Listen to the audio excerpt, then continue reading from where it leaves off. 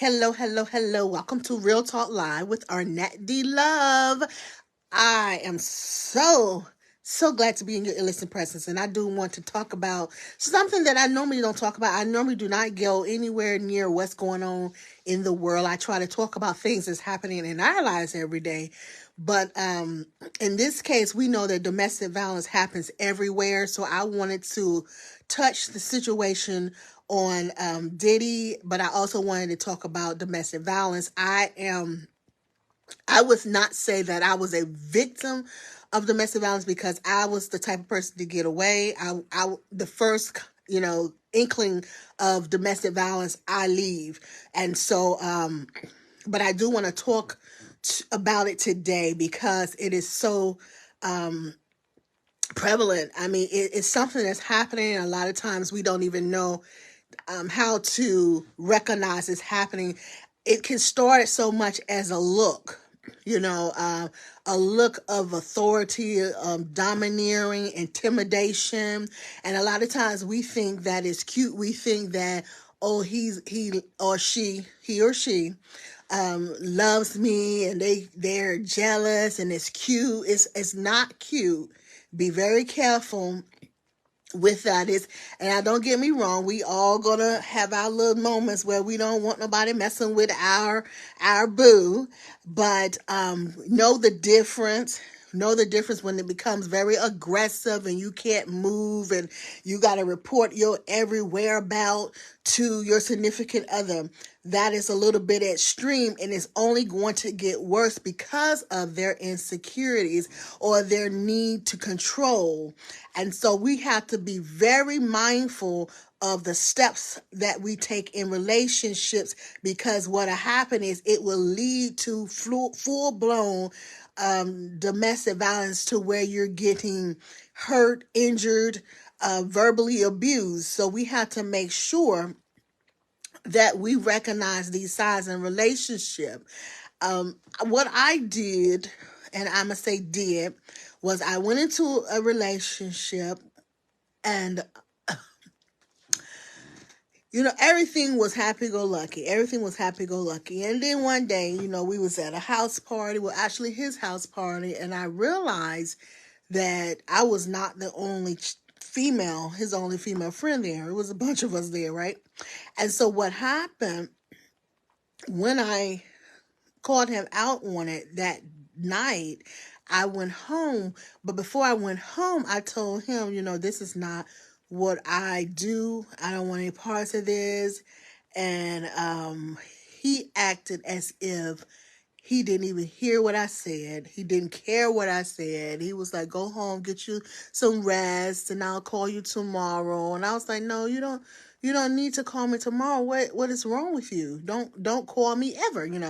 And so the thing was, they have a manipulative spirit, okay, where they would make you think that what you saw you did not see.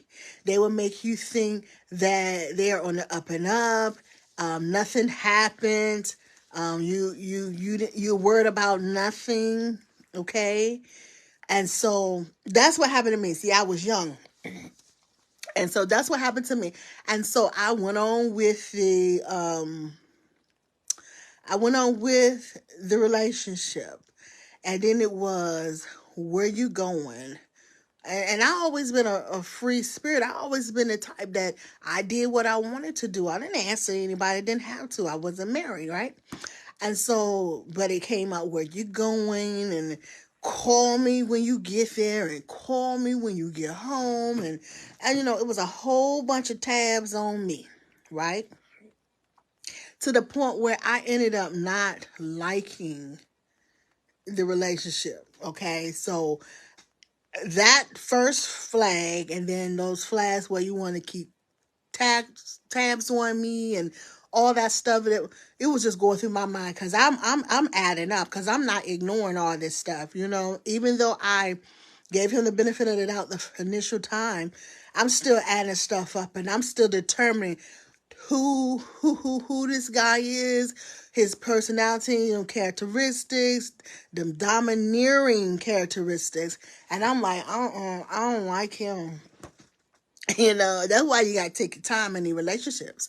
So I actually started backing out. I actually started telling him that it's over. I don't really like this anymore. I want to move on.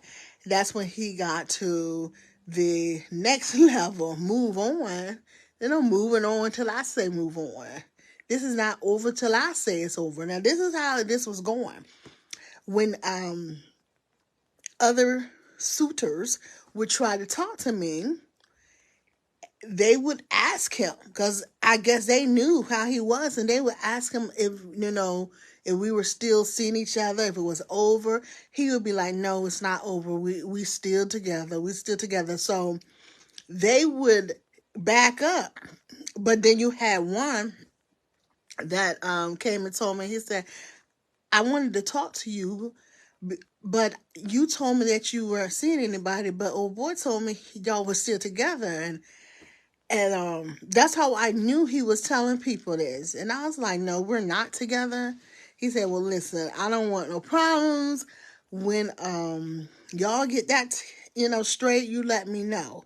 So it was, and that was just one of them. One of them just didn't care. He was like, you sure you're not together? And, he was with it, but this guy right here, he was standing outside my office, staring in my door, and he was just really creepy. So I remember one time, my cousin and I, we went out to the club. It was the NCO club on base, and I was dressed to the nines, honey. I was looking so good. I really was, and so we walked down the hallway. I remember it like it was yesterday. And I saw him. He stood in front of me. And y'all, if you know anything about me, okay, if you know anything about me, I like tall men. I do. I like tall men. So he was very tall. He was very, very tall. And so um he he was looking down at me. So I went and looked at him.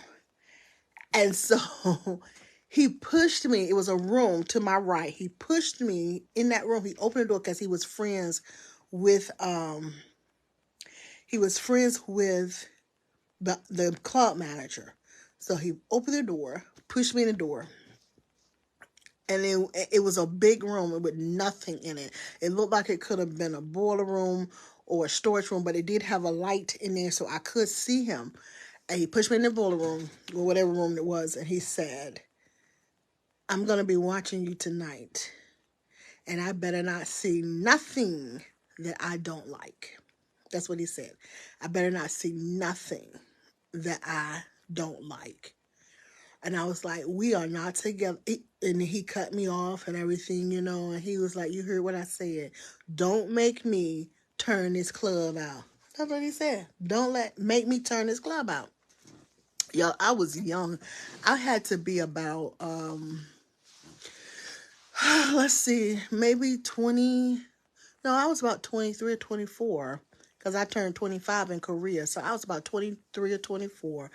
And he was, God knows, I know he was like in his 30s. And so, I'm still trying to be hard. I'm like, move. And so me and my cousin went on. She was like, what's going on with that? What is that? And I was like, nothing, let's go. So we go to the club and stuff. And so then I ended up going to school for the military. I went to this course. And one day we was at my classmates, I had a house, apartment. So I was like, they were like, can we come to your apartment just to relax, drink, blah, blah, blah, blah, blah. And I was like, yeah, okay, that's fine. Now, I really wasn't a drinker, but back in the day, y'all remember the wine coolers were what was up. The wine coolers were the drinks. And so they bought wine coolers and whatever else they was drinking. We had cars and dominoes, all that stuff. And then we had my little TV and whatnot. I wasn't really a fancy person. I didn't have all that stuff in my house, just the basics so I can come in, out, relax, get on up out of there. And so this guy called me. excuse me, while they were there. Now, surprisingly, they ended up bringing, instead of four, instead of four of them coming, five of them came. Okay. Surprisingly, I had no idea that this is what was going on. I had no idea that they was bringing someone for me. I had no idea, none at all. I was very surprised. But this guy that I had was ending a relationship with, I was like, he called me. He was like, "What you doing?" I said, "I got some people here from my class," and he was like, "I'm getting ready to come over though." And I was like, "No, you can't come over here. You can't come to my house, you know." And he was like, "I'm coming over there, and I want them so and so's out of that house." And I was like, "No, you're not coming. Don't come over here." Well, guess what, y'all? He came to my house anyway, right? And I didn't have a screen on my door or anything. I just had a door. So when I opened the door, he was able to just step in, and that is what he did. I told y'all he was real tall and he was big. And he stepped in and he looked around and he said, "Let me talk to you in the kitchen." I'm, thinking that he just wanted to talk. So we get in the kitchen. He said, "You must think I'm some kind of fool." He said, "Y'all in here coupled off," which I tell you we weren't. I really won't. If I was, I would tell you. But I really wasn't. That was the last thing I was thinking about. And but he was like, "Y'all in here coupled off," and he said, "And I told you get them up out of here. I want them out of here now." And I was like, "This is my house. I don't. You leave." And before I knew it, he had grabbed me up by my neck. Y'all see I got a little neck.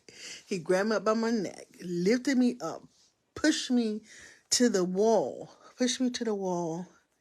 and my feet were dangling. Okay. And I couldn't believe it. I could not believe it. I was like, "If you don't let me go, I am going to call the police." And that didn't scare him because he still held me up there a few seconds before he dropped me. And then he's like, "I'm getting ready." He was leaving, but he was like, "I'm leaving, but I'm coming back. And when I come back, I want them gone. Don't make me clear this house." And so I was like, "Okay, this guy is crazy for real. He is not playing. And so as he walked out the door, he was like acting like nothing had happened. He was like, "Okay, baby, I'll talk to you later." And I'm like, "You just choked, you just choked me." And so there goes that behavior as if they did nothing. That behavior as if you're going to take what I give you and you're going to play the game. You're going to go along with it. It's going to be okay with you. You're not going to show anybody the abuse that I'm giving you. And so he left, and then I didn't send my people away. Actually, I let him stay there because I was like, I don't want to be by myself. And so when after they did end up leaving, so the next business day, I went and I told somebody because I needed some help. See, because I always believe that love shouldn't hurt. I always believe once you start crossing the line with me and once you start hurting me, that's grounds for me to get up out of there. Okay. That's what I believe. Once you start hurting me, that's grounds for me to go away. Okay. So I went on and I went to this guy that I knew could help me or at least address me to the right person. And so I told him everything. And this was the same guy that was with me when I met this guy. When I met him, he told me, he said, I want you, blah, blah, blah. So the guy remembered that. He said, yeah, I remember him telling you that he wanted you when you first met him. And he said, but I didn't think that you would talk to him. He said, but it's okay because I'm going to help you. And he said, but you don't know who he is, really, do you? And I said, no, who is he? And he told me, he said, okay. He said, this is the same guy that slapped his ex-wife in the face with an iron because he thought she was cheating on him. And I was like, what? He said, yeah, he slapped her in the face with an iron because he thought she was cheating on him. And so he was like, so you are kind of in danger. You're really in danger because this is not different. This is not something that he won't do. So you really need to get you some help. And so he was like, I'm going to help you. So he went and he talked to my first sergeant, and my first sergeant wouldn't say anything. He wouldn't do anything, nothing. And I went back, I didn't ever go to the first sergeant myself, but he would always say, he did say, are you okay? Every time he see me, he said, are you okay? And I was like, yeah, I'm fine. And it was difficult. See, I know the difficulty in actually telling people and actually asking for help because you think that you can handle it yourself, but really and truly you cannot handle it yourself. It has gone too far. You know you need help, but you're afraid to bring help in because you don't know how much worse it's going to get. And so that's where I was. So whenever he would ask me, now I know I had told the guy, but I didn't know what the guy had told the first sergeant. I really didn't know who he went to. And so when the first sergeant would ask me, was I okay?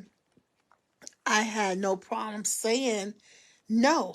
I mean, saying yes. Okay. So I was like, yeah, I'm fine. And he was like, okay.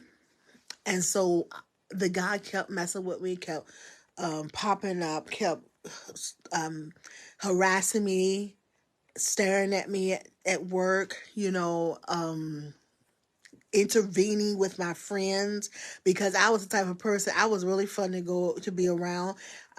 Guys used to come and want to take me to lunch every day. Every day, somebody pops in and wanted to take me to lunch every day. And sometimes, that's all they wanted to do. And there were times when me and my baby go to McDonald's and people would pay for our food, in the line when they first started those drive-through lines, they pay for our food. So it wasn't uncommon for me to go out to lunch with people during, the work day and pop right back into my office. He was out there interrupting all of that, No, she's not going to lunch today. I'm going to get her lunch. I'm going to do this. I'm going to do that. And so I went to his office and I asked him to stop and leave me alone. And he was like, I'm going to tell you right now, it is not over till I say it's over. Don't come in here asking me no more. It's not going to happen. You are not going to be with anybody else. If I can't have you, nobody else going to have you. I don't know if any other person have had that before, somebody telling you that if they can't have you, no one else is going to have you. But that is a rough patch. That is something that is kind of scary, or it should be scary. It should be alarming to you for somebody to say that to you, because you never know when they're serious. Like, I didn't know that this guy was this serious. I didn't know that he was that, crazy, should I say, to where he would actually really, really harm me, but I didn't think he would choke me either and lift me up and have my feet dangling. So you just never know. And a lot of times they tell you and we don't take it seriously. They tell you what they're going to do and what they're not going to accept, and we don't take it serious. We have to pay attention to all the red flags. Eventually, after that, I went up to his office and he told me that it's not going to happen. I did go to my first sergeant. I did ask for help, and he's like, I was just waiting for you. He's like, because I can't do anything if you don't talk, if you don't reach out. I can't help you if you don't let me know that you're willing to back everything that I've heard. I can't help you. He said, so you had to come to me and tell me that you're in trouble. And he said, and I'm going to take care of it. And he did. He took care of it that day. I had no more problems. And so this is my advice, my recommendation, because you have to be very careful when you're advising others. I am not a doctor. Let me say this disclaimer. I am not a psychiatrist, psychologist. I am none of that. I'm just telling you from my experience that you have to get help. And initially, you want to get out of it. I know the life may seem good, but sometimes we got to resort back to the basics. We have to go back to what we know. We got to go back to struggle, because being successful shouldn't hurt you. And so we can't let the money put us in a harmful situation. And I tell people, before I do this, I'll eat out the garbage can. And I mean it, not literally. I pray I never have to, but I'll go back to having to get 2 jobs. I'll go back to having to barter if I have to. I don't barter, but I know how. If I had to barter, I know how. But what I'm not going to do is allow you to beat me at will, have me in a house where I'm afraid to move and afraid for my children. No, that's not going to happen. Love doesn't hurt. Love shouldn't be fearful, except for the unknown, initial part, you don't know what's going to happen.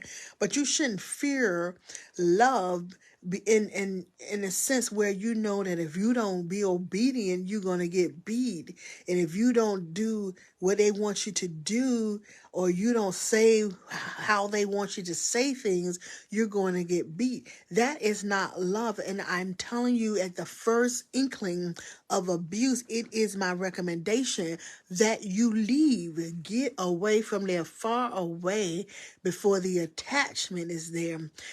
That's like you're saying, oh, I love him and I can't leave.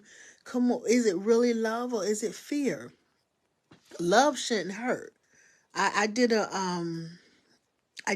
domestic violence program that said love doesn't hurt before, and a few years ago, and I had someone there who actually was in a domestic relationship, to the fact where she ended up in a wheelchair. She ended up paralyzed, because he tried to kill her.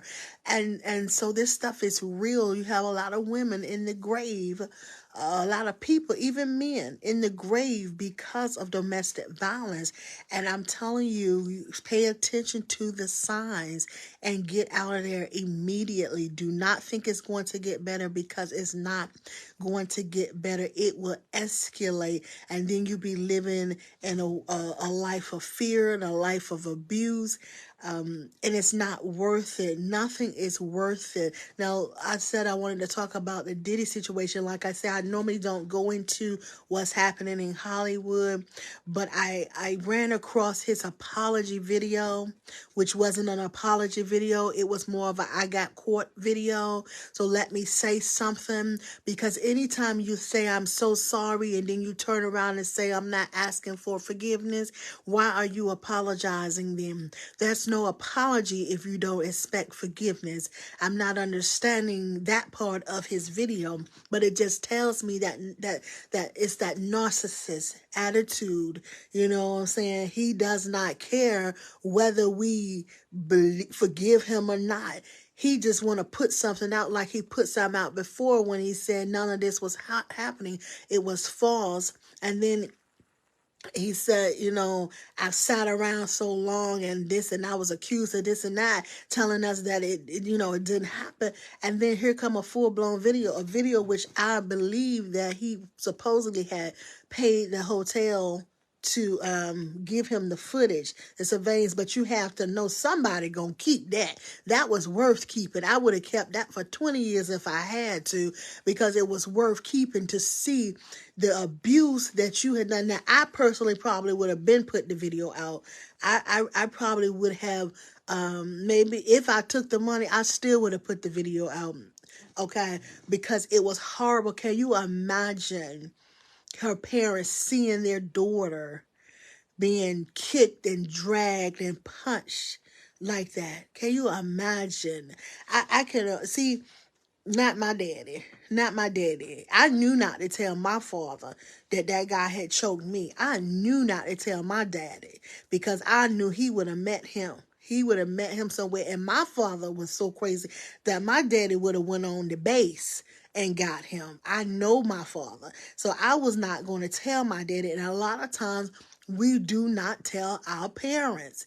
We do not tell our family members because we are trying to protect them when we need help. Thank you for the, so I'm getting some stars. Thank you for the stars.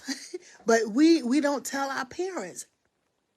We're trying to protect them and we need protection because I know my father. I know my father would have went crazy had he known anybody had put hands on me because my dad told me how to fight, and especially how to fight men. You know, I learned a long time ago how to fight men. But like I said, the situation that I was in, I had my friends in the front room and I was in the kitchen.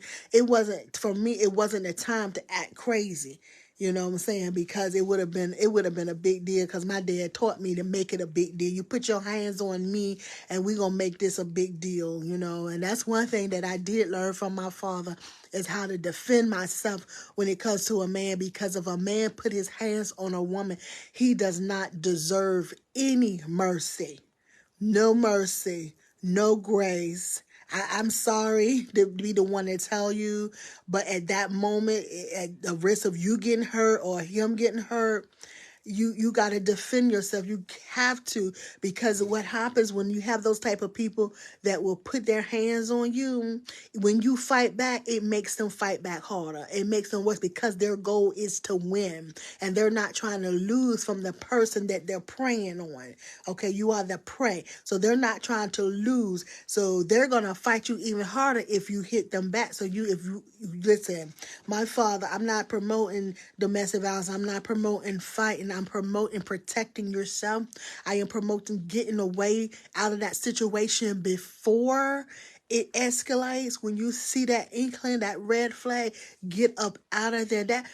There were red flags with Cassie, but listen, let me tell you something. A lot of people say, why didn't she leave? At that point, wherever she was in that relationship, at that point, at that hotel, she was too far in.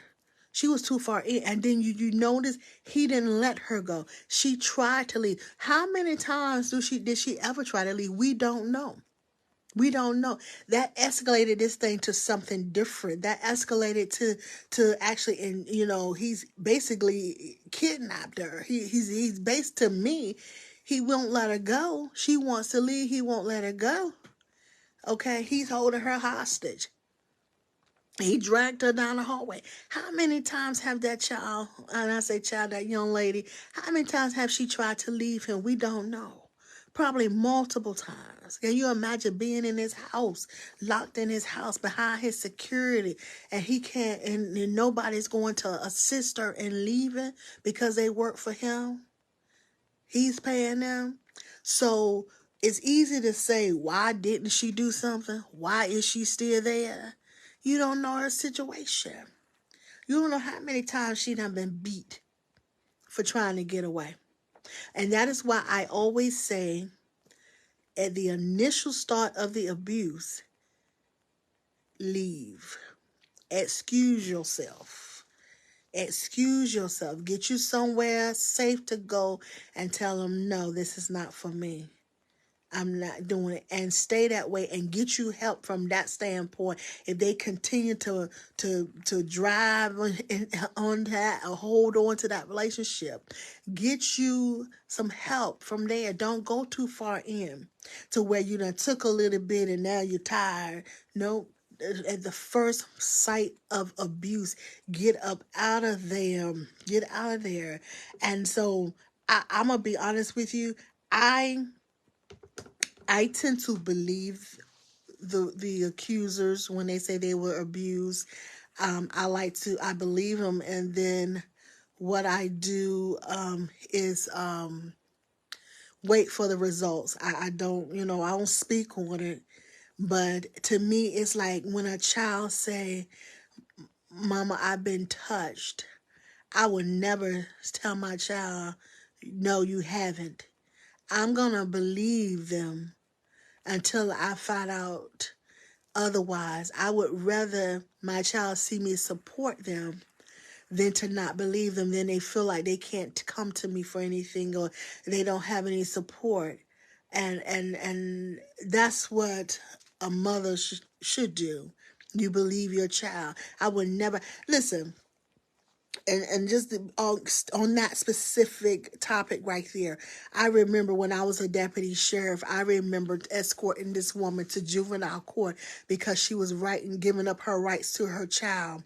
And as she was being escorted to juvenile court by me, she tells me, she calls the baby out of her name, calls the child out of her name, and says that she told me that my husband was touching her, and she this, and she want my husband and stuff.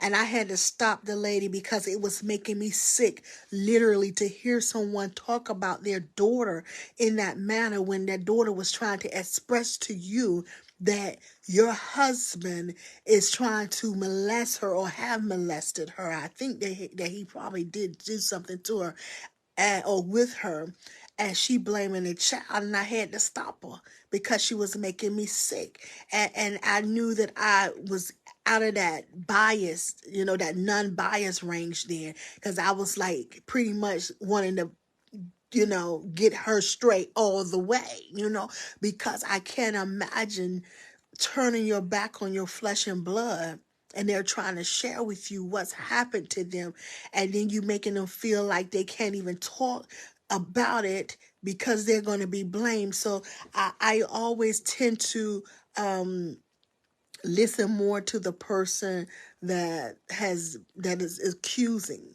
and then I weigh the pros and cons. So I didn't immediately come out about Diddy or anything. I waited. Because there's always a possibility that the allegations are false, and so I didn't say anything. But the video was horrifying. Horrific to see that young lady snatched down like she was snatched and thrown to where she didn't move, and then kicked not once but twice. Only a coward would do that. And then he drags her, and then he sits in a chair and throws glass vases at her. Come on, man. I have no pity for him. I pray that everything that he did, he will receive justice for. I can only imagine that being my daughter, and I feel, and it is my opinion, that men should stand up and talk against it. If you're not for this type of behavior, you should stand up and talk against him. I feel that we should talk to make sure that justice prevails in this case for not only Cassie, but for the other women that he has abused, because many more have talked about how he treated them. Whether, I don't care how many videos he does, that one video was enough for me to know that something needs to be done. Do I have mercy for him? Or no, I really don't. You do the crime, you do the time. Okay, there's consequences to our actions, and he deserves all of the consequences that he's about to get. I really believe that. And so, not trying to be hard, but my sons will tell you if they done something wrong, they already know who gonna be the one saying that, hey, you got to do the time? They know their mother, and so I'm not gonna change up just because of somebody with money. And that's the problem.